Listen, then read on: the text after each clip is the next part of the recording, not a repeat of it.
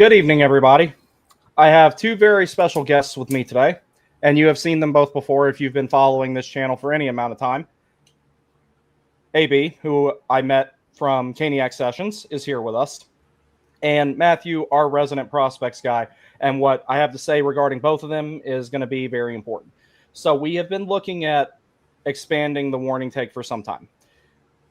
And one of the biggest areas I wanted to expand in was prospects and draft picks, potential draft picks, ones within the organization, ones outside of the organization. And I feel like I have two of the best people imaginable here to help me with that.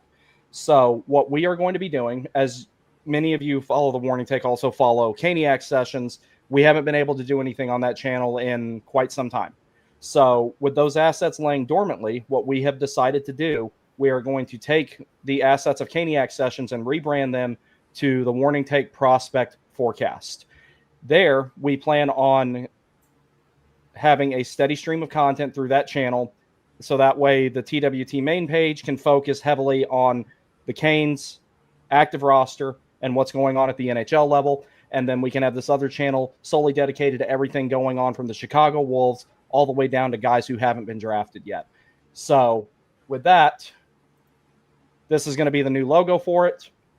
And we're going to expand to that. We're going to rebrand all that stuff. Primarily, AB is going to be doing stuff with the goalies. He has experience as a goaltender, so that's going to really come in handy for that. Matthew is really on top of the prospects things all across the board. He is going to primarily cover the forwards, and I will be primarily talking about the defensemen. However, there's going to be plenty of times where we have overlap, crossover, and all that type of stuff. So that's the plan that we have. We're going to get everything rebranded. Then we'll start putting out the links and everything like that. In the meantime, follow the Caniac Sessions account and follow it on YouTube if you don't already. And you will start seeing prospect content. We're aiming for once a week to have something out about anybody within the Cane system or anybody they could potentially be looking at drafting. AB, you have the floor. Then after that, Matthew, you have the floor. Gentlemen, say whatever you have to say at this point, and thank you for being here.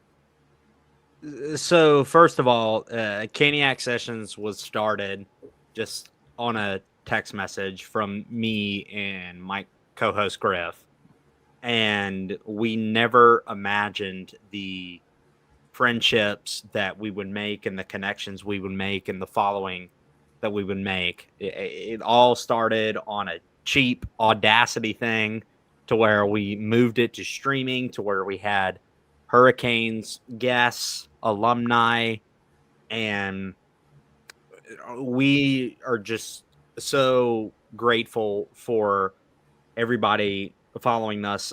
And once Griff left, I got in charge of the account, and right now I graduated from college in December, and I knew I promised in September to pick up stuff on training camp with Brandon, and just life happened. And I'm starting my career in broadcasting. I've been working on that for basketball, for baseball, softball, and I really didn't have the time to focus on production because I'm not good at that. I'm good at talking on the mic, making calls, and that's just where I'm comfortable. And Griff, he has been the guy that ran the whole show of Caniac Sessions. He ran the whole show, production, social media, and it was hard to take on. And I really contemplated about stopping Caniac Sessions.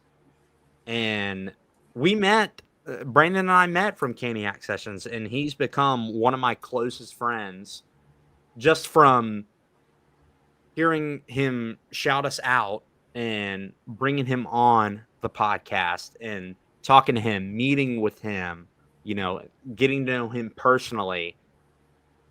I just can't be more excited to allocate a fan base that Caniac Sessions has to an active project. And I know it's not the similar layout, and there's stuff to be announced later on, but I just want to thank all of the people that listened and watched it means more to me than you'll ever know.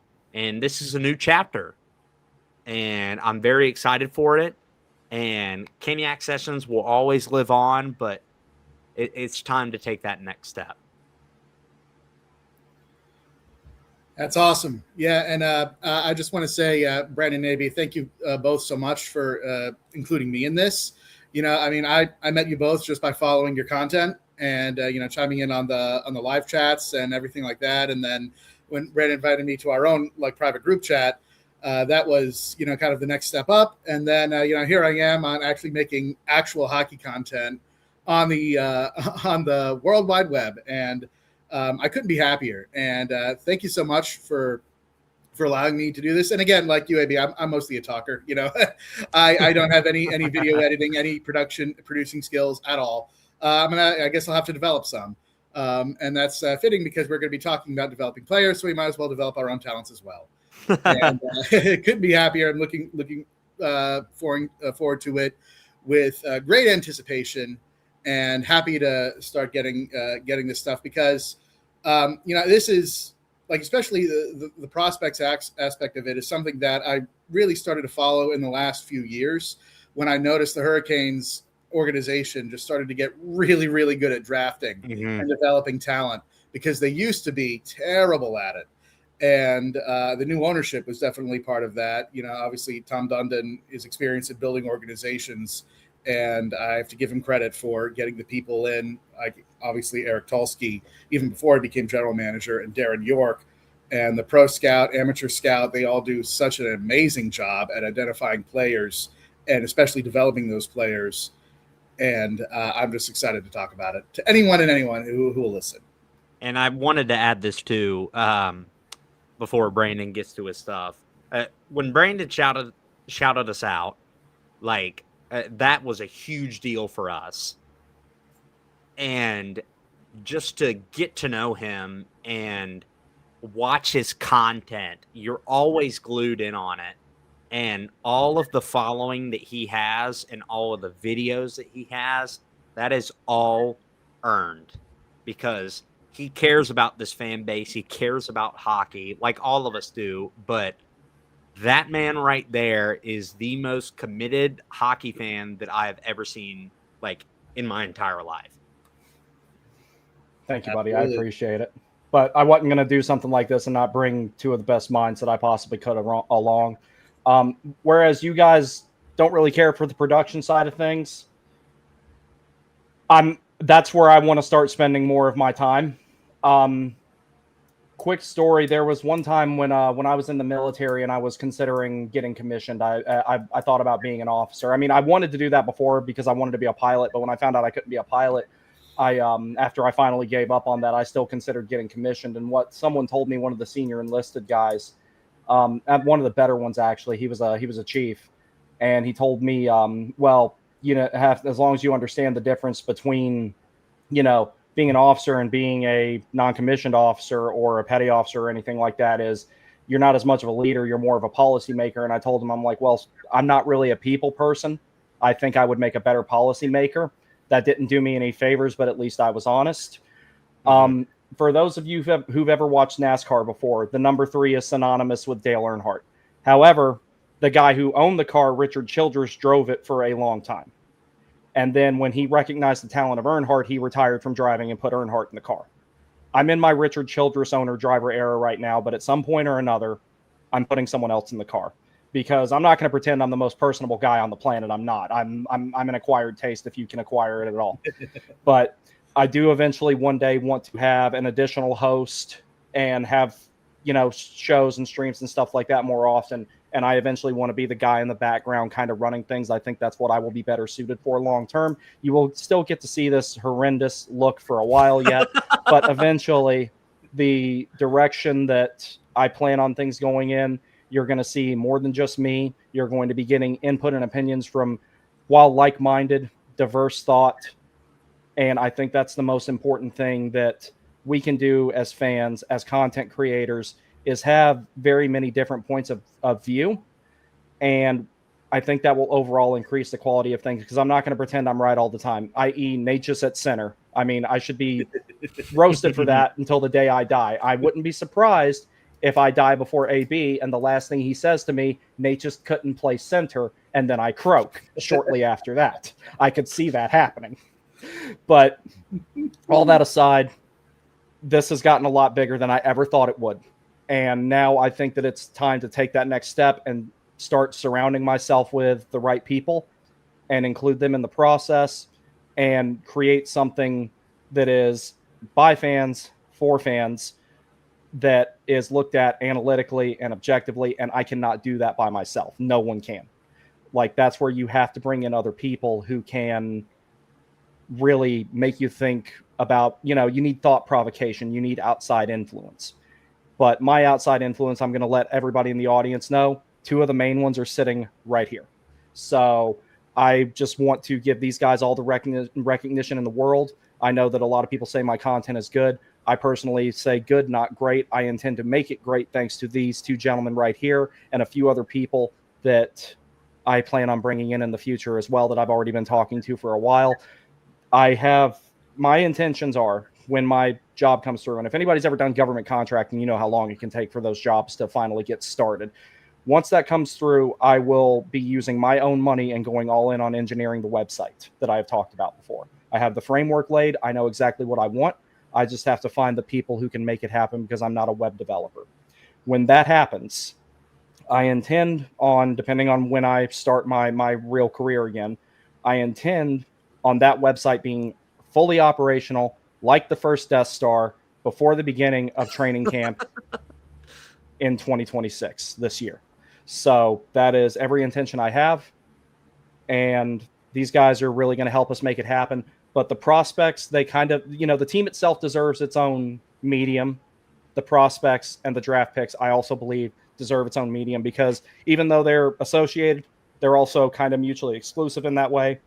And I'm bringing in the right people to make sure that the prospect side of things works the way that it should. Absolutely. And you go ahead, Matthew. Yeah. No, I got to run. But I know y'all stick around. I'll try to catch the playback later. Yeah, thank you for coming in on also, short notice. Just real quick, a plug. I will be going live with my friend Al around 8 o'clock tonight after my... That's my nickname. And we'll be discussing the Olympic rosters, so that'll be fun. Oh, okay. I will be on the ice then, so unfortunately I'll have to watch it after. Yep. Yeah, no, I'll catch it after I skate tonight, and I'll be doing that and everything. But I appreciate you joining us, especially on such short notice, because we literally just talked about this today.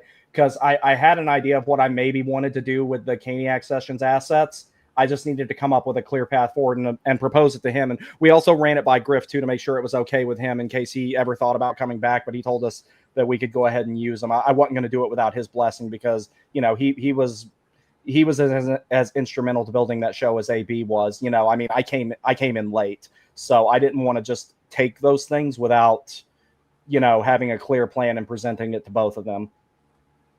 Absolutely. And y'all, I'll see y'all later. Yes, sir. We will see you later. Matthew. Thank you again. Thank you. I'm so impressed with Matthew. The first time his prospect knowledge is ridiculous. You told me about him, and I was like, oh, I was like, this guy is smart. I was like, I've never heard of him. And don't tell him I said that, but when you did a broadcast together, I was like, he's a hockey nerd in a good way. Yeah, because he knows everything, and I was so impressed. And he's going to be a great addition. But before, let's go to the comments, and then we have a little fun thing that we're going to do. Raleigh 98, what's up, buddy? This is more exciting than any trade announcement. I mean, you're damn right. I mean, considering there's no, I'm starting to wonder if we're ever going to see another trade announcement because, it's just KK. Yeah, I know. I know. Well, I don't talk about him anymore. Oh, Catherine Bartlett, good to see you. Awesome development. Excited to see what y'all create. Thank you very much. And she's also been very helpful in helping both of our channels grow as well. She's shared a very lot of our unbiased. Yeah. You see people that are like put in their bio like, "Oh, I'm fans of 2 or 3 teams," but like you don't care about one or Their the reasons other. are different than hers. Yes, but Their reasons are very she different. but she knows a ton and is She does. not biased at all, No, which I she's not. appreciate. Yeah, no, her reason for liking multiple teams, it's not based on hedonism. So That's a big word. I don't know that. people who get sexually aroused by people wearing neck guards, Okay, all right. amongst other things. Mark Jankowski. Fuck him. I'm sorry. I just don't like that guy. I'm never going to. Like, he could score the game-winning goal in the series-winning goal in Game 7 of the Stanley Cup Finals, and I might say he's all right at that point. Somebody tweeted you the gif with Morrow and Jankowski. It was Bro, so dude, when he funny. scored that night, it's like my timeline lit up with people like, "Hey, Brandon, look who scored! Hey, look who scored!" and I just sort of be like, "Y'all shut the fuck up. Leave me alone." Ethan, what's up? Love you, boys. Thank you. Thank you, man. Sam, what's up, buddy? Samuel. Yeah, we got to get him back on here soon. Yes, we do. I've seen a few people say get Coyle. No. Yeah, Nope. Katie being one of them, actually, I think, talked No. about maybe getting Coyle. Absolutely not. You have to go after Winnipeg right now because they're awful. Well, they're And not that awful. They beat Scheifele's New Jersey. they're like one of the worst in the league. I know, but still, it's just like, trophy curse. well, it's like if they hadn't beat New Jersey, then that would have really been rock bottom at that point. Because I mean, if you can't beat New Jersey right now, you can't beat anybody. I feel for them. Oh, go ahead. I feel bad for all my Devils mutuals because I remember when Luke Hughes signed that deal, I was kind of like, y'all are gonna regret that. Oh, I was yeah. like, maybe I'll be kind of wrong, but I was actually wrong in the regard of how bad it was actually going to go. Like, I would love to see Scheifele from Winnipeg, but again, you got to package KK, you got to package Nadeau, a pick, or somebody else. Like, I would like to see him here because he ain't going to win in Winnipeg. I'll tell you that right now. Nobody's going to win in Winnipeg for a while yet, but like that core is really loyal though. Like that, that was one of the teams that people used to talk about. Nobody wants to go play there, but it's like the guys who do want to play there, they're like, they don't want to leave. Like they love it for some reason. It's like, That's why I don't Ehlers stayed there for like 10 years. Yeah, but now he's killing it for us. So Good. Ethan Reese says, love you boys for doing this. Our fan base needs a voice like what you offer. So many other teams have that community figurehead. We need our own. I appreciate that, man.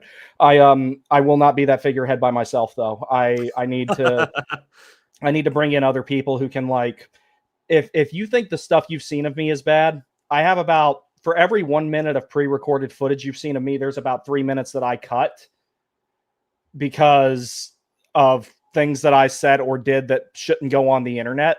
So like I'm much better being the eventual producer person. I mean, that's not to say I won't hop on streams and stuff like that, especially during the playoffs. During the playoffs, I'm going to be like, all right, everybody out, this is mine. But during the regular season, especially, and then when it comes to the prospects and potential draft picks and everything like that, I want to have more people in here helping me out with stuff. And the writers that I've got picked out, I've got 3 already. I'm looking for 2 more, and I have an idea of who those 2 are going to be that I'm going to talk to. Additionally, AB may be writing some stuff. We don't know for sure yet. It just kind of depends on what he wants to do. But like, as far as like everything I have planned for the website, I plan on competing with a lot of the other bigger Canes content creators, but I plan on doing it independently. I'm not going to do so off the backs of news websites that will hire almost anybody. That it's not going to go down that way. There's a warning take for you.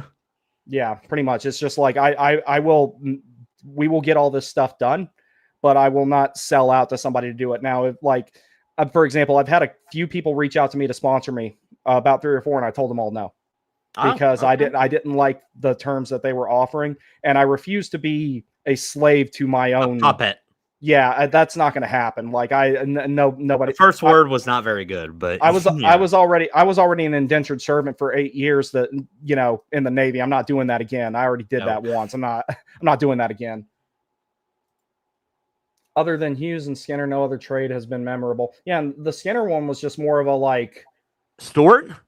Yeah, that was just more of like it was memorable because it's kind of like, wow, buddy, like, can't believe they actually managed to trade someone that bad. I mean, he whipped our ass that one night, but like the I whole mean, team Skinner played would bad. be a great goaltender. He didn't have the defense. He didn't. And the same Yeah, with Murray. I wouldn't say He did not great, have but he'd the be defense. passable, I think. Yeah, I mean, He's he not would better than be Bussy. better than Freddie. He'd be better than Freddie. Oh, come on, man. Freddie had a good game the other night. No. I'm saying overall, right now. Not with. Yeah, I mean, like, maybe. I don't know. I think Freddie's getting it back now. I mean, and he's done this before where he has a stretch where he plays like not very well. It's just something like that. I guess I had what Katie said confused with someone else because she said Matt Coyle disappeared in the playoffs. She's more about getting Colton here, which would make a little bit more sense. I don't like that trade though. Oh no, I do. No, I do. Let me tell you why I like that trade. Okay. The KK thing is a huge. Man, y'all got me talking about this again, and I've said multiple times I want to exit this discussion, and every time I turn around, I'm getting pulled back into it. It's a distraction. That's our only rivalry, by the way. For now. Yeah. Don't worry, other ones will come up, I'm sure. But like that's the one thing that you, me, Griffin, everybody have. Just, the rest of you are like, yeah, send KK to China, and I'm like, no. But the whole thing about it is, it's a distraction at this point. It's causing some, it's a distraction. So it's like you need to get this sorted out, and at least bring in a player that will be employed on the ice and not sit in the press box, regardless of where that is on the depth chart. The higher, the better. But the sooner you get him out of here and get rid of that distraction, it's one less thing you're worried about. And then, everybody can, go walk by Seth Jarvis and comfort him because he's going to be upset about losing his buddy. Like everyone knows that. It's like, and then that'll also shut up a lot of the conspiracy theorists that are like, oh, well, if KK gets traded, Jarvis is going to want to go there. No, that's not how it works. Just because I've had friends leave jobs that I was at didn't mean that I was going to leave, or I leave a job and they follow me. That would be kind of weird, honestly. But it's like, you'll be hurt for a week and then you move on.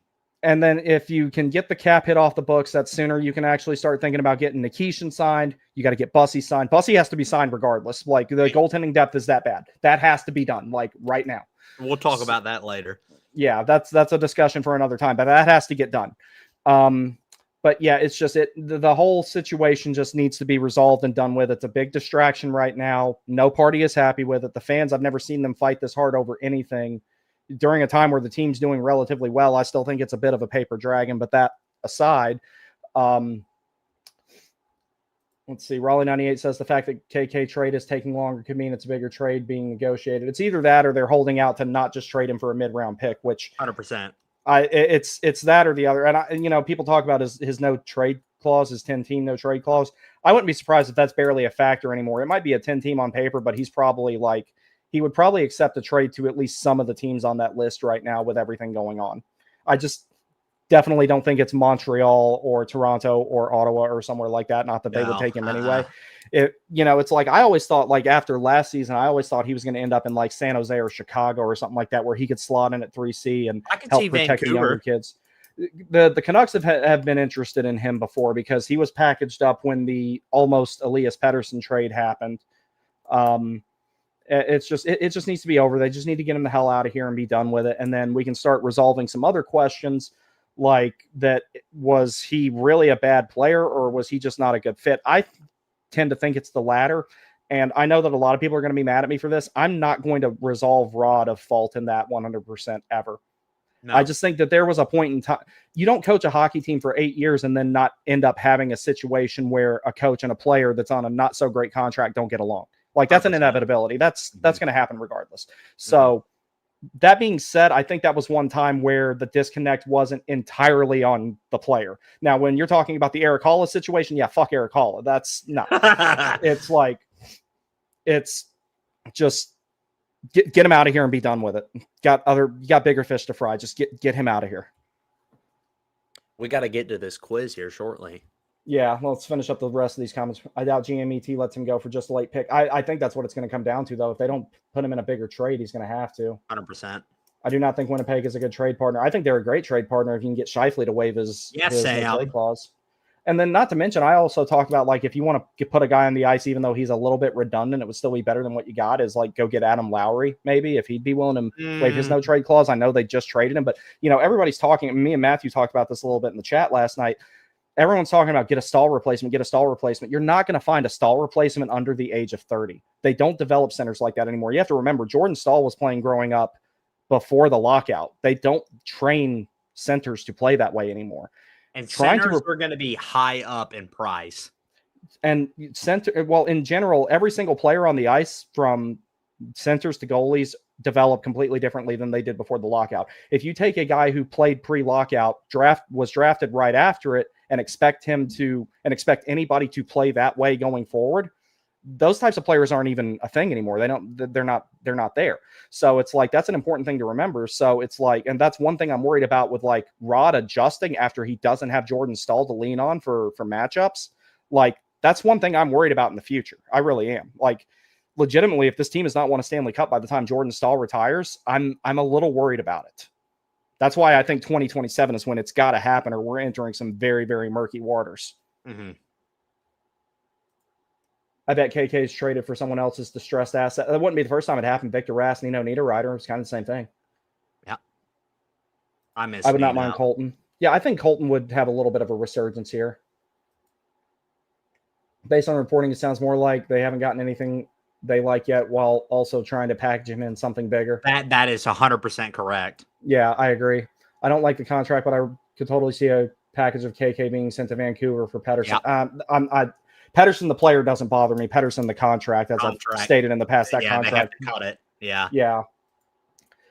Colton is a sneaky ad, capable center who easily moves to left wing, decent offensively, but his true strength is physically present.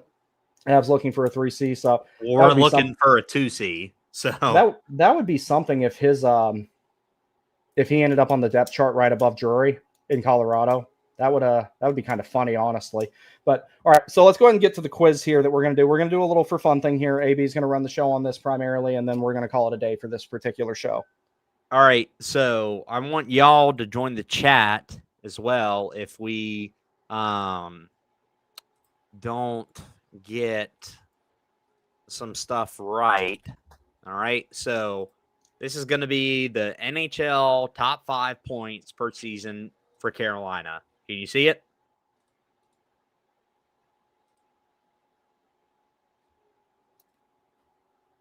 Let me know in the comments if you can see it. Yep, I got it. All right, so Slavin, obviously. What is it? Jacob Slavin? You had it right. It's this not taken in points for the season? Let me. Yeah, he's not going to be in the top 5. Yeah, I was going to say type in 74 points. Oh. Okay. Jarvis, obviously. Who's Carvis? Stop. Natchez. Hamilton. D'Angelo. Burns. Skinner. Staal. Jesus. Staal. Oh, yeah. Yeah. That's going to give you a bunch of Ruutu? Ruutu. That, and then after him, Jokinen. Yeah. Bryn Moore. Put the apostrophe in there. It might not take. Oh, it did. It okay. didn't even matter. Gosh, who else? Ruutu. Eric Cole. Oh wait, no, you already did Ruutu. Okay, Ray Whitney. Whitney. Francis. Dark horse. Hedekin. H-E-D? Okay, I guess he didn't have a top 5. ICAN. Hyde? Yeah, you had. No, you had it before. HED. Hedekin. Yeah. I guess he wasn't in top 5 in points at all. I mean, he Williams. Oh, definitely. Oh gosh, who else? Oh, Teravainen. Yeah, I mean that's obvious. Roslovic? Did he? I don't think so. No, he didn't get that high up. If he'd kept playing the way he was playing, he would have. But Kotkaniemi? Yeah, that's on there. Slavin, maybe? No. Oh, Falk. Justin Falk. Yeah. Okay, that one adds up. 2014-15, he went on that Maybe streak where he had like no way in hell. No, Falk had that one streak where type in Gostisbehere. See if that gets you one. Gostisbehere. He's going to be at the top of the list on the end of this season the way he's playing. Gosh, who else can you add? I think we've figured out all the forwards for the most part. I think it's just defensemen now that we have to. Who is? We have to think about. Gosh, what's his name? Battaglia. Yes. Taglia. I think it's 2 T's. Yeah. Okay. Who was the Trocheck. guy? Someone said Trocheck. Yeah, Trocheck. Yeah, Trocheck. Svechnikov. Oh yeah, Svechy. We already put Jarvis in.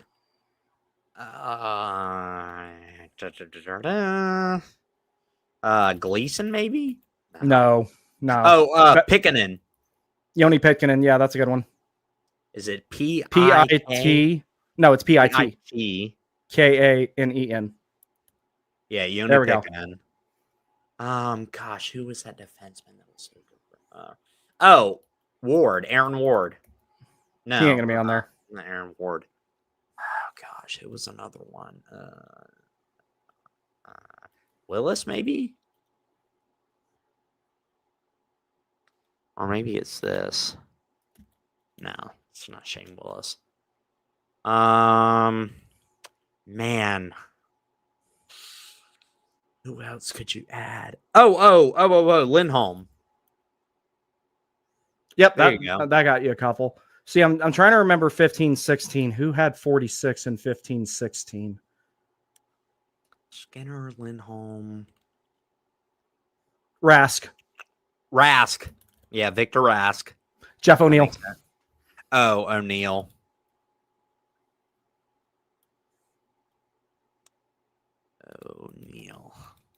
Just type Jeff. I think you'll get it.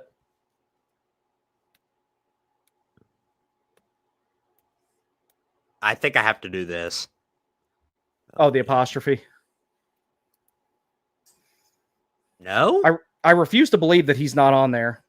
Oh, his is spelled O''N''E''I''L''. He had 2 L's.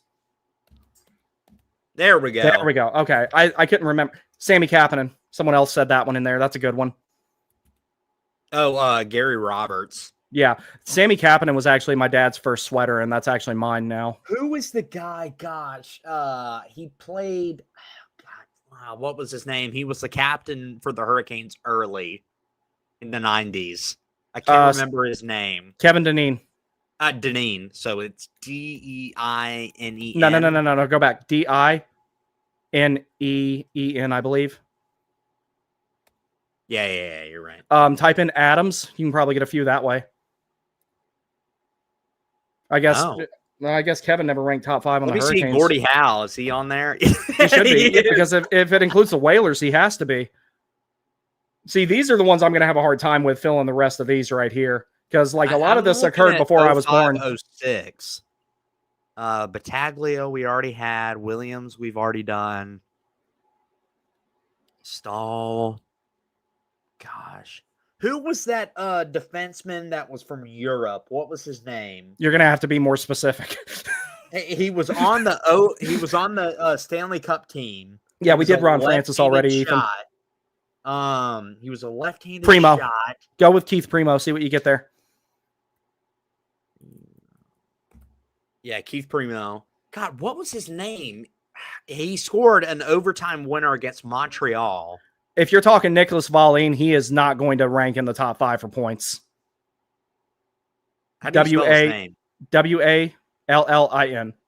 That was Jacob Slavin before Jacob Slavin. He didn't score much, but when he did, it was clutch. 2009, 2010. I'm trying to think. Not Rutu, not Jokinen. Commodore. See if that one gets you anything. Oh, yeah. I don't think he had that many, but we'll see. Commodor. Oh, Commo. Sean Hill, maybe, but he didn't score a lot. He was more of a stay-at-home bruiser. So, No, oh, he was. Oh, well, I mean, how many times did he come up? he came up a couple of times. Martin Jelena. This guy's How do you killing spell it. that? Ethan is. Gelinas. Lian. No, Nas. Gelia. No, Nas. G. Elinas. Nas. I feel like he's looking it up though. He meant not Gleason. We already did Pickanen. Oh gosh, what was his name? Cam Ward. No, I was going to say, if Cam Ward led this team in points, no wonder that they didn't make the playoffs for 9 years. we already did Rutu. Furlan? No. Oh, he is No, up there. he was killing it that year. That's why he wanted a $9 million contract, and Carolina was like, no. Furlan, McGinn? No. No. Fogel? Nino Niederreiter. Oh, yeah. Niederreiter.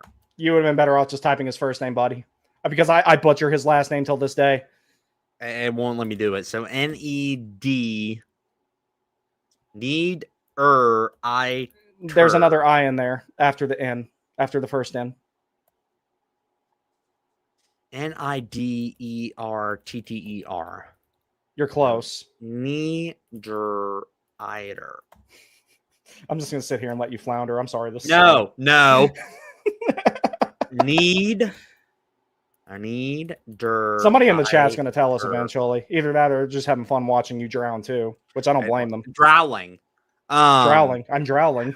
Gosh, who? Oh. God, what's his name? Alexander Semin. God.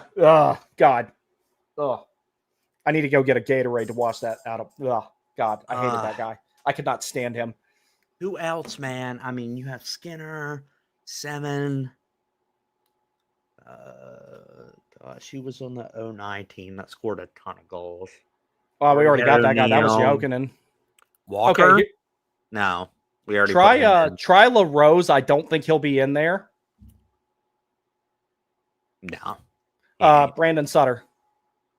Oh, Suter? No, it was Sutter. Oh, I thought Sutter, it was not Brandon Suter. Suter. No, he's a Sutter, not a Suter. There's a difference. Brandon Sutter. Yeah, he's in there. Gosh. Flurry? No. No way. Gosh, I'm trying to think of other ones. Oh, Boychuk. No way. He couldn't make it stick at the NHL level. No way he's in there. No, he ain't. We already did Stahl. Sergei Samsonov. Oh, Samsonov. Yeah, Sergei Samsonov. Already did Francis. Oh, Wesley, maybe? I don't think so. He was a stay-at-home guy. He didn't put up a bunch of points. Oh gosh, I don't know who else. I'm trying to think of people that have the jersey retired in the rafters. Francis, Wesley. We already got all them. There's another one though. They're full retired jerseys. Yeah, well, it's Brindamore, Wesley, Eric Stahl. Who's the other one though? Francis. We already got him. Stahl, Francis, Brindamore, and Wesley are the four retired. Oh yeah, that's right. And then the multitude of unofficial retired ones, which are Justin Williams, Gordie Howe, and Steve Chason. Who was 2014? Matt Cullen. 14. Oh yeah, Matt Cullen. Yeah, Hurricanes legend. I love that guy. Gosh, he was good. He was. He went to a gluten-free diet when he turned 40 so he could keep playing. Yuck. Yeah, I know, right? He wanted to play bad enough. I wouldn't do that. Gluten-free. See, at that point, I'd be like, no, I'm going to retire. I like bread. I'm not. No, I'm good. Gosh, who else? Gary Roberts already put in. Ethan Lindholm's already in there. I hate to say this, Hannafin. Let me get a Gatorade. I'll be right back. Maybe Hannah Finn. Hannah Finn. No, not Noah Hannafin. Oh gosh. I can't check the comments because I'm sharing the screen right now. Did we get all the Hurricanes at least? Because we're getting. We got all the Warriors on- Hurricanes. No, there's one missing from the 12-13 team, which I don't remember that team very well because I was gone a lot that year because I was on active duty. 12. Well, 2013-14, 2012-13, and 2011-12. Gosh. Yeah, I was gone a lot around it's that gonna time. Bug me. Andre Sekera. How do you spell that? That's a Russian name. Sekera. Sekera. ERA. Yep. Andre Sekera. All right, there we go. Corey Stillman. Wow. All right. Gosh. All right, so we're missing one from 11-12. I was gone that entire year. I don't even, and we're that was a missing shortened one season. from 12-13 and 11-12. And then when Andrew does the Ladd. date back? I don't know if Ladd played enough. No, he didn't. Yeah, he wasn't here for long before he got traded for Rutu to Chicago.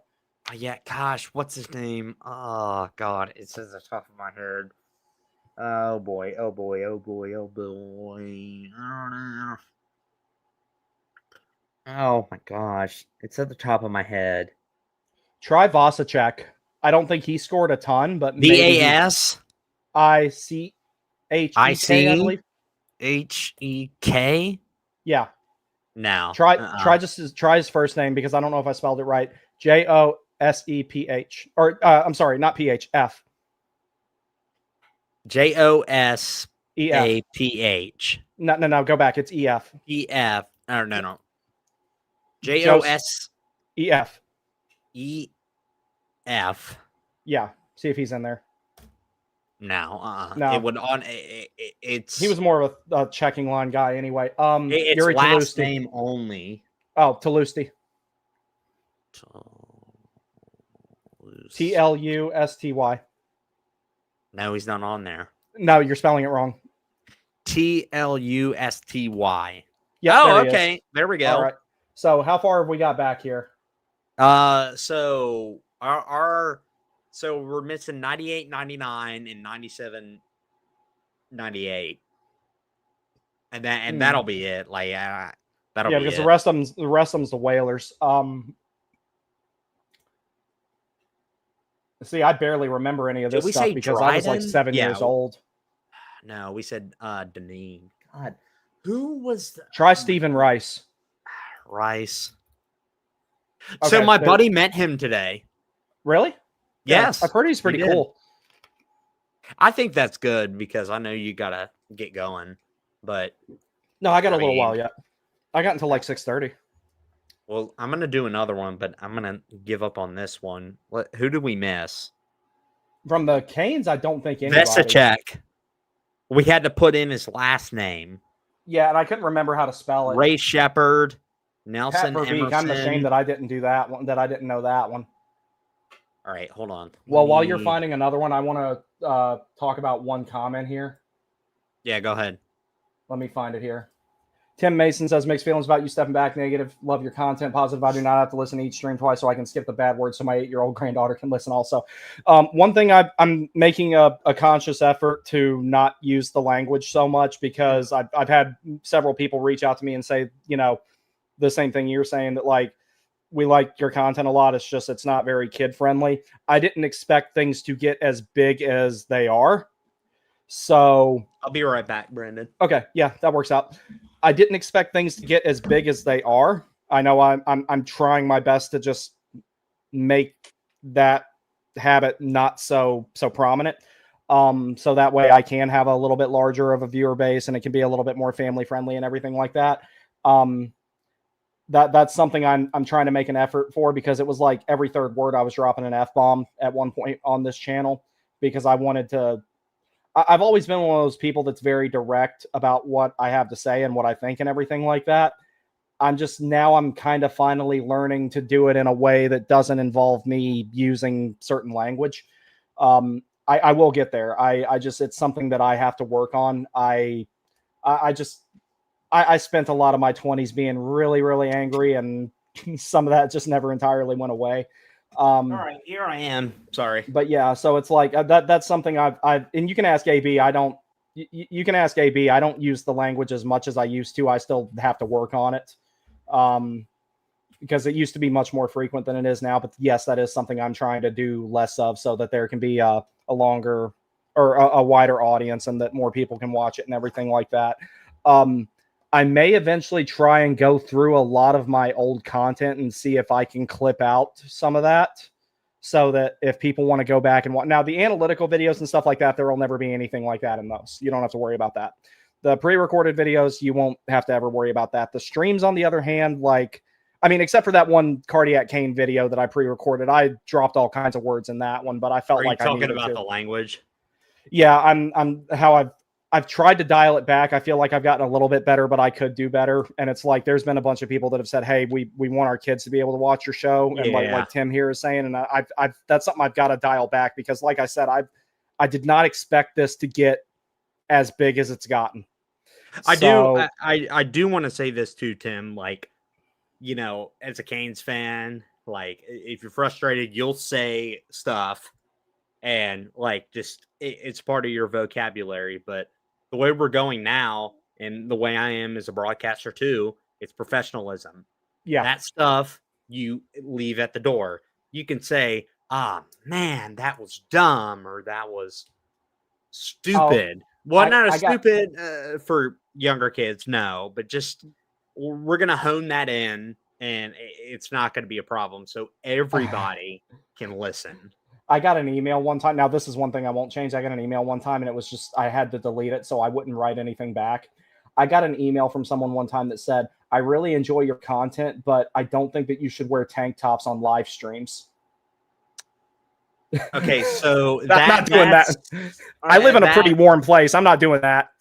Yeah, it's just the language. But like Tim, it's like Pat McAfee can wear a tank top. Granted, he looks a lot better in one than I do. I'm working on it, but I'm never going to have that guy's physique. I don't care. Like 100%. unless, but like I enjoy the comfort of it. It's nice to just be able to, you know, flex around and everything like that. But it's like, but yeah, no, the me stepping back thing is just me adding people who can do other stuff and can bring in perspectives that would supplement, you know, the content by bringing in differing viewpoints and, you know, fresh perspectives and everything like that. It's a long time before I really hand the main hosting reins off to somebody. That's going to be at least a few years.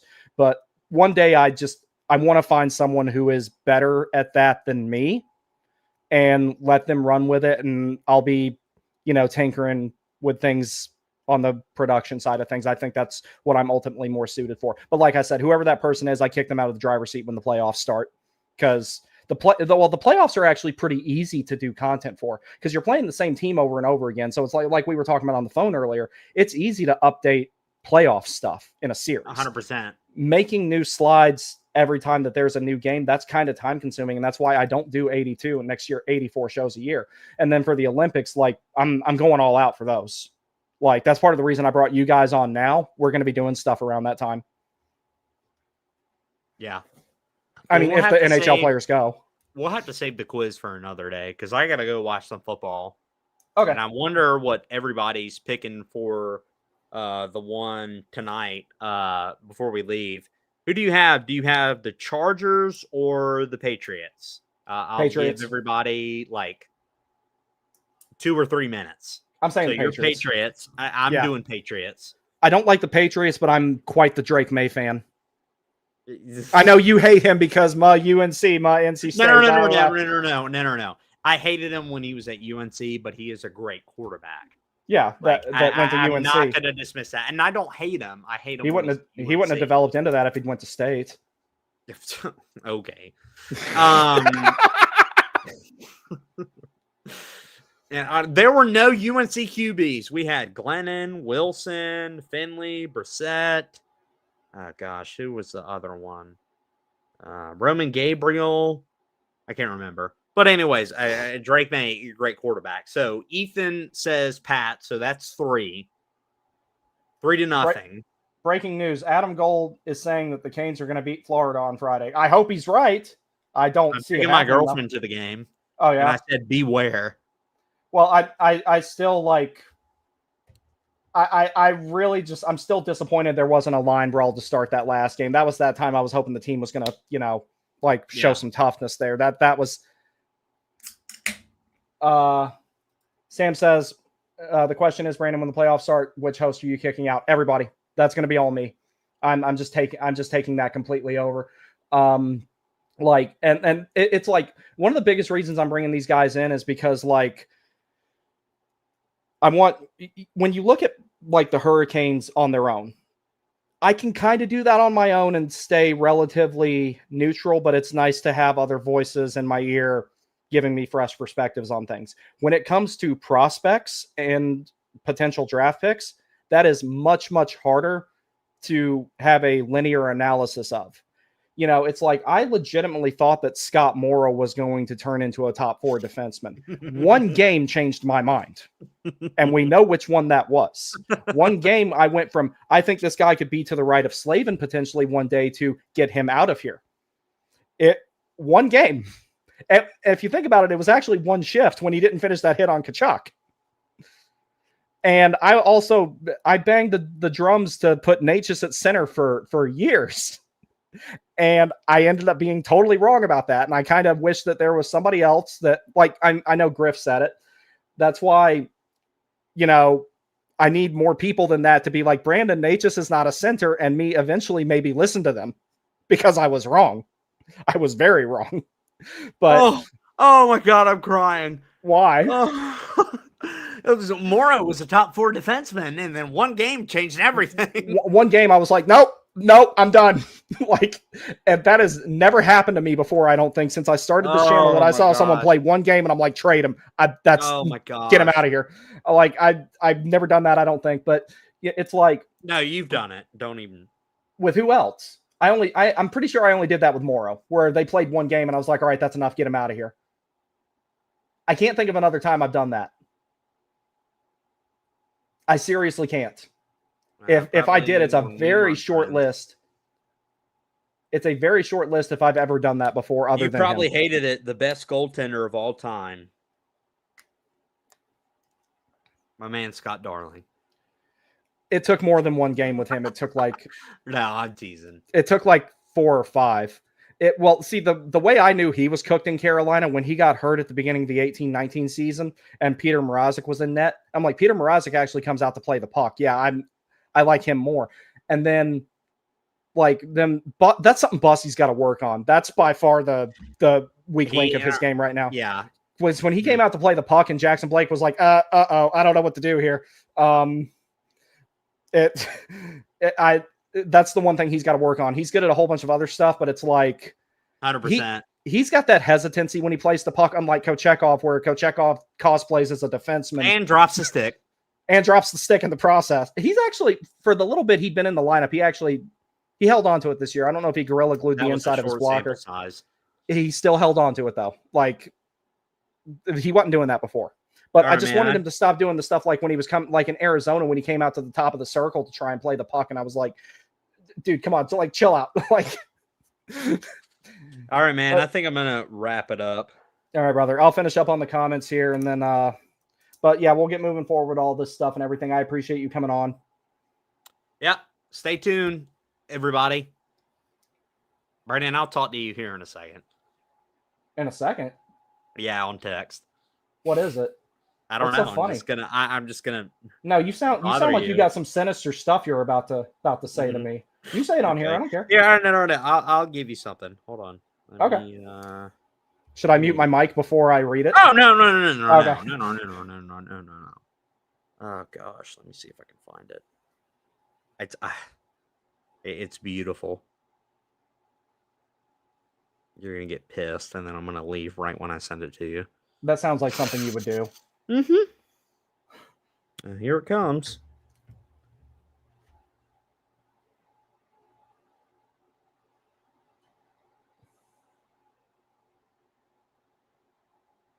All right. Have a good. I don't see it. That doesn't work on me anymore, bro. I saw that so many times the other night. It's just, I'm immune to it now.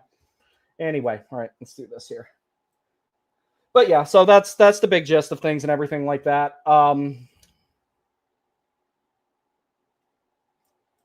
Tim Mason says, thanks, guys. I will miss Griff. I got injured in between Ballad and Biop. He will know what it means. Okay, I'll let him know because I definitely don't know what that means. Then a bunch of names in here. Ethan Reed said the Pats. Yeah, I'm taking the Patriots in that game between them and the Chargers. I'm not even like a huge football nerd. Like I'm 10% of the football fan that I am a hockey fan. The only other things that I'm almost as into as I am hockey are these things, baseball and racing, particularly not F1. Like I'll watch almost any other form of racing, but I'm not big into F1. I'm not big into motocross. It's mostly stock, sports, Indy, rally. I like all that stuff. But yeah, it's like that's the one form of racing I can't watch because it's like they try to market it like it's this great, exciting thing, and there's hardly any passing except during green flag pit stops, which I'm kind of like, that's not racing. Don't get me wrong, NASCAR has its races like that too, but Rolex 24 is coming up here soon, and then it's Daytona not long after that. Let me go back through here. Crawfish, what's up, buddy? Mostly a lurker, but best of luck with the expanded content. More independent coverage on the Hurricanes is always welcome. Thank you, guys. Like this is possible just because like it's a worthwhile venture because of how dedicated you guys have been to all this, and me getting to know Matthew, and I've really gotten to know AB, and let's see, we've known each other for about 2.5 years now. Him and I have, so it's like I have confidence that I'm bringing in the absolute best people to start expanding stuff with. And this is only the beginning of it. Eventually there's going to be a lot more to it. Like I said, it's going to be audio content, video stuff like you guys have already seen, written articles, website, forum. I've got all that planned. I'm just not going to roll it out halfway complete. I want to have everything ready to go, hopefully by the beginning of the 26-27 season. Once I have my full-time job, first thing I'm doing is making the investment with the web developer to develop the website, and we'll get it going.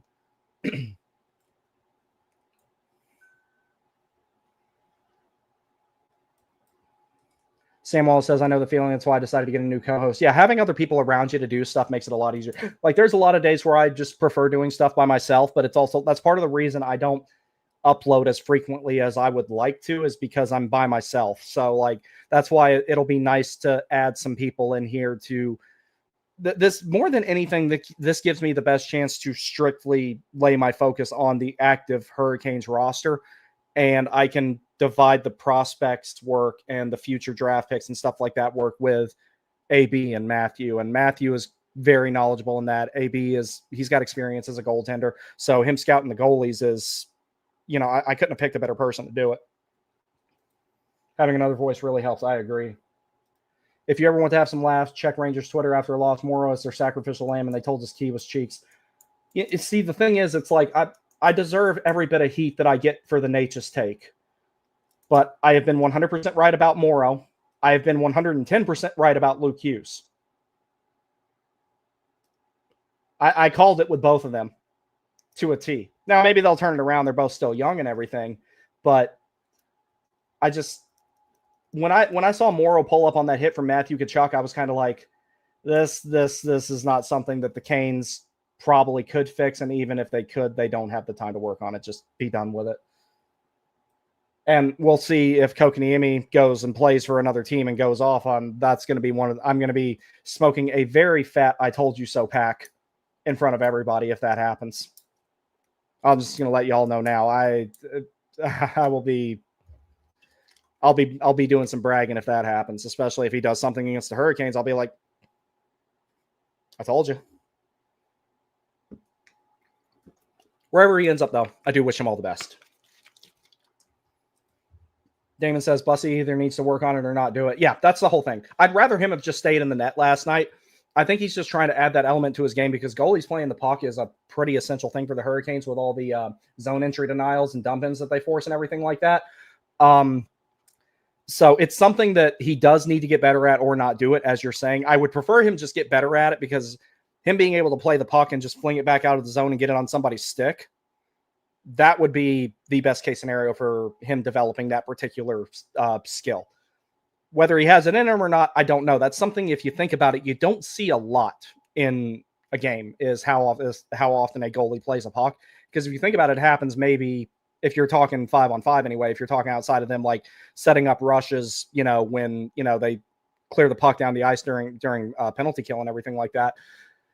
As far as like them actually playing the puck 5-on-5 in pressure situations, there's not very many times during a game a goalie's going to do it. So like, that's something that's like, you really got to hammer that home when you have those teachable moments. And he had one of those last night. So overall, he played pretty well. It's just he had that one really bad glaring mistake. And luckily, he didn't have to do a whole lot because Carolina limited Seattle's shots so much.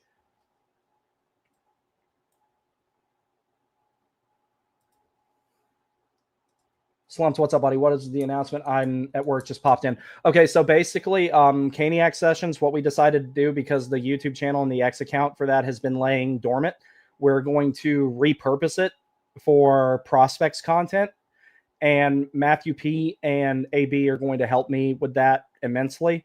And this channel is going to streamline its focus a little bit more to the Hurricanes. Like, it's already pretty Canes focused, but now it's going to be like 100% on the active roster.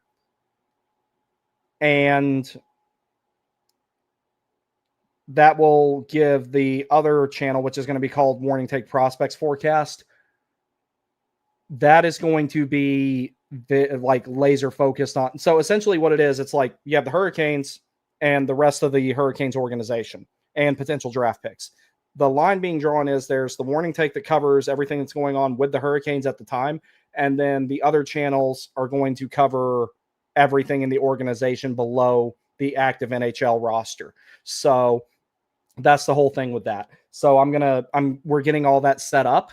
And then there's going to be a hyper focus on the Hurricanes a little bit more, but more so for the actual active roster. And then we can allocate that stuff to futures and everything like that. So that's another thing there. TTC, what's up, buddy? Excited for it, man. Love your content. Can't wait to watch y'all expand. I thank you. I appreciate it. Haggesty, what's up? I still think Nate just could be a center. Look at Mitch, and most coaches don't care about face-off percentage. I haven't watched Vegas a whole lot this year. They're in the wrong time zone for me because I make sure I go to bed on time so I can get up early and, go to the gym and everything like that and make sure that I'm tired enough when it is time for me to go to bed. That's why I don't do damage report a lot of nights, is because I'm just exhausted by the time the game's over and I just want to go to sleep. I'd have to see a little bit more. Sam says when the Devils signed Hamilton that contract, I literally said multiple times they were going to regret that contract, and they are. Yeah, they're actively trying to move him now, including scratching him to force a trade, it appears, might be what's going on. Slump says that second was, what's the new profile picture thing you posted on X? That's what that's for. When we convert Caniac Sessions accounts over, that's going to be the profile pic of it. This particular thing right here. Basically, the reason why it's like this, I took the transparent version of the logo that BG made for me, and I put the red circle around it so that way we have the heritage of Caniac Sessions, because you'll notice their profile picture had the round red border on it. So that's what we're doing with this, is like we're keeping the origin of Caniac Sessions. We're just transforming what the content is primarily about. And AB and I, we didn't announce it yet. We're working on a new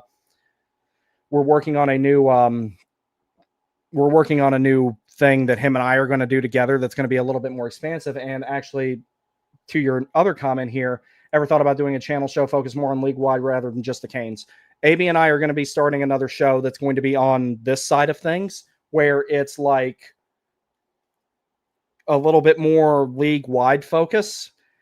One of the reasons I don't do a whole lot of league-wide stuff is just because there's a lot of people, I think, that, and this isn't a knock on them, it's the inevitability of expansion, that one thing I've always worried about with trying to cover the entire league is getting in over my head.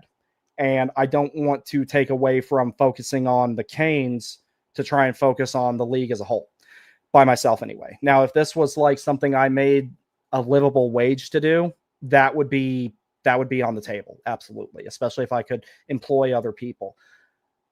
I do plan on talking about things going on around the league more and having more guests, like when I had my buddy Derek Dunn on here, and JJ's been on here multiple times. My friend Steve, really big Rangers fan. Him and I used to play together. Eventually, I'm going to have him on here. I'm going to expand into stuff like that. But what I want to do is be prepared for when that time comes. I want to be able to have enough people in place and have enough diversity of thought and have enough external inputs and guidance to where the quality at least stays at the standard that it's at, preferably improves, and generates content at a faster rate. So I've been sitting around truth be told, I started this channel in, I want to say it was April of 2023, something like that. Might have been a little bit, maybe it was March, something along those lines. I started the X account in May of 2023. I actually started thinking about starting a YouTube channel about hockey upwards of a decade ago. The reasons I didn't do it at the time. So the first time I was going to start a YouTube channel, I was on active duty, and the military was really weird about letting people have second jobs, and, do social media related stuff, especially if it's like potentially wide reaching content and everything. I actually started thinking about having a YouTube channel about a decade ago, but I was still on active duty then, and the military was weird about stuff like that. Like I got counseled because I was working as an Uber driver to make some side cash, and they got pissed off at me and I got in trouble for it. So the thought of having a YouTube channel, I just didn't bother with, because I didn't know how they were going to react to it. And considering the climate of the way the military was at the time I was in, I just didn't bother with it, because I already knew I would have been told no, because I wasn't in the club. Anybody who's ever been in the military will tell you that like there's a ton of favoritism there. They market it as like this very impartial, morally perfect, utopia. It's not. In a lot of ways, it's the furthest thing from it. Like, it's like that there was a series of time after I got out, I didn't even tell people that I was in the military, because I was so disgruntled by it. Over the course of time, I got past that. And, it's like, I used to have all my uniforms hidden away in boxes, and now I've got them all hanging up in my closet. And eventually, like, I'm going to get them, I'm going to get a display case for like a shadow box for like my ribbons and my ESWAS and my IDW and all that type of stuff I have from the Navy. I've still got a Dixie cup that's signed by like a lot of the people that I knew that I was friends with on my first ship and everything like that. So that's why I didn't do it then. I got out, I moved back to Fayetteville for 3 months. And then when I left Fayetteville, I got that job up in the Washington metro area, which is where I was at when I started the channel. When I first moved up there, I had unlimited overtime, so all I did was work. I would take a day off here and there, but I had never been able to make money like that with absolutely no like limitations. So I worked 20, 30 hours of overtime a week, and I was as happy as I could be. I would work up until like 6:30, 6:45, and I would rush home to watch the Canes if I didn't just watch them at work, because I was able to do that then. And then where I worked was like really cool then. And then after 2020, everything changed. And that was like around the time I met my girlfriend. And then we eventually decided we didn't want to stay. Like that was something her and I, Sam, knock that off.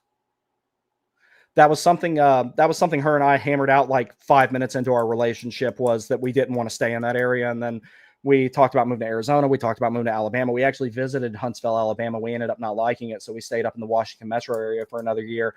And then last 4th of July, or 4th of July before that, I should say, 4th of July of 2024,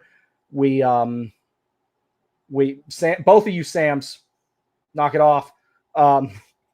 But up, we visited down here in the in 4th of July in 2024, and we're like, all right, we like it here. We want to move here. And we finished up our lease, and then we moved down here. It was around the playoffs last year, actually, which is why I didn't do a whole lot of stuff during the first round, and why the walls were completely barren when I started doing stuff during the second round against Washington.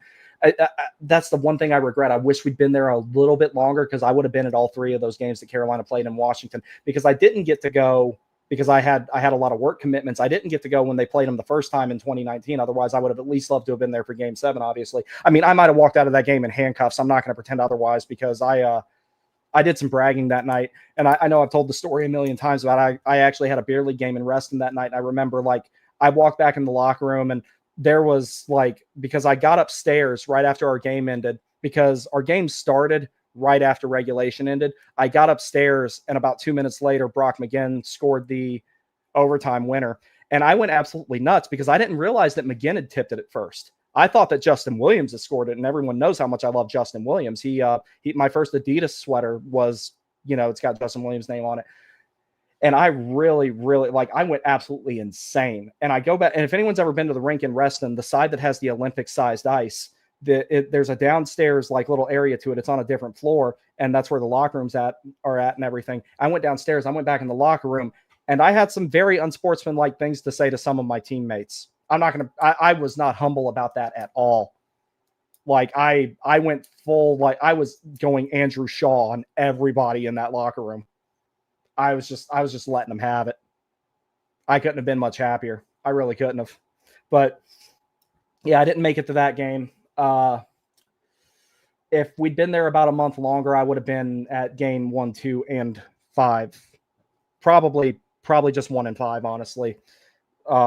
Then, but yeah, it's just, but then we moved down here and, everything's been really good here, but yeah, it's been a fun ride. It really has. Let me see. TTC says, do you suspect that these trades we have all been talking about are imminent in the next few days, or do you think it could happen after the Olympic break? The window for things to happen after the Olympic break is very small, because you've only got 12 days until the deadline once the Olympic trade freeze is over. I'm not saying it won't happen in that 12 days. If it hasn't happened by then, I would be very, very concerned, and I would be incredibly more concerned if you have a $4.82 million player that I think is a good player and just not in a good situation for him, sitting in the press box, and you're going to the playoffs with $10 million of cap. That can't happen. If I don't see something done before the Olympic break, I am going to be worried. I'll just be straight up honest with you. I know that everything heats up, the phones get worked more, deals get put on the table and taken off the table. And then, you're out on the last hour of the trade deadline, and nobody, and, you only got 1 or 2 people that could potentially execute a trade at that point. And somebody might, go ahead and pull the switch because it'll be a now or never type of thing where they're at critical mass and they got to do it. I personally do not see anything happening for the Canes in those 12 days as it stands right now on the 11th of January. That can change. But if I were looking into the future right now, if I don't see a trade prior to the Olympic trade freeze, I'm going to be worried. I really will be worried that nothing is going to happen in that 12 days. Because 12 days sounds like a long time to get something like that done. It's really not when you're talking about having the entire season to get something done. And this team as is, good, not great, still a paper dragon if you're talking about winning the Stanley Cup with this current roster. It's just not going to, I just don't see it happening. It's not that they can't, it's just everything would have to go their way. They would have to be incredibly, incredibly lucky. Everyone stay healthy. Everyone go perfectly. Yeah, no, Caleb, I saw that. It's just it's just that 12 days to get that done is just, I don't know. I'll have to see how it unfolds. But as far as the Hurricanes themselves are concerned, I'm a little bit worried if nothing happens between now and then. Now, granted, the Mikko Rantanen trade to Dallas happened basically at the last minute. It happened so late they couldn't flip the assets they got to wherever they were going to flip them to get whoever they were targeting. I'm just waiting to see what happens. But as of right now, I would prefer something be done before the Olympic break so that they can plan for everything they have to do after the Olympic break. If there's going to be a big trade, as far as the Canes are concerned, I think that happens before. But also, teams aren't really totally falling out of contention yet. So we'll see. Caleb says, I agree with you, just throwing it out there. Yeah, no, I understand. The sooner the better for everyone involved, because things are okay right now, but there was some turbulence with the team not that long ago. If you think about it, when Rod and Jordo were talking to the media in particular, saying, we're barely, plugging holes in the boat or whatever they were saying. It's they're making the best of what they have, but they need more to get done. And it sounded to me like they were trying to nudge the front office, hey, let's go figure something out here. That's why I feel like that there has to be a sense of urgency in the organization to get it done. Whenever it gets done, provided it's before the deadline, that's fine. But the sooner the better for everybody involved, because the player who shall not be mentioned needs to hurry up and get out of here for his own good. and I want to see how he does on another team to see if I was right about this particular player or not. I've been right about a lot of players. Nate just was one that I wasn't particularly right about. But let's see. We got one more comment here. We'll see. The Canes are in St. Louis this week. Yeah, I think Thomas is out, though. He tripped over somebody. I don't remember who it was, and he fell and he went face first into the ice. It didn't look good. He had to get help off. I want to say it was Sergachev lost an edge, and then Thomas tripped over him, and then he just went down in about the worst way possible. He didn't even have time to roll his shoulder in front of his face. Caleb says, with the ice and rain conditions in Milan, I've seen people kind of speculating teams might be worried about making moves for a player that gets injured in the Olympics. Obviously, that doesn't apply to KK here, but I thought it was an interesting theory and could believe it. Yes, I absolutely believe that that's a factor. And if the NHL backs out of this at the last minute, two things. One, it won't surprise me. And two, just stop trying to go to the Olympics altogether. Actually, go back to the old school way of things and stop sending professional players at all at that point. Just be done with it. Have the World Cup of Hockey. Have another Four Nations type tournament, whatever. Just do those things and just don't even, that way the NHL can control that. I know the players want to go back, but that's the smallest neutral zone that I have ever seen. I'm kind of like, if the NHL does back out, I'm not going to be very disappointed. It's going to cause a scheduling nightmare if there's 2 weeks of no hockey, but it's kind of like, what else do you do at that point?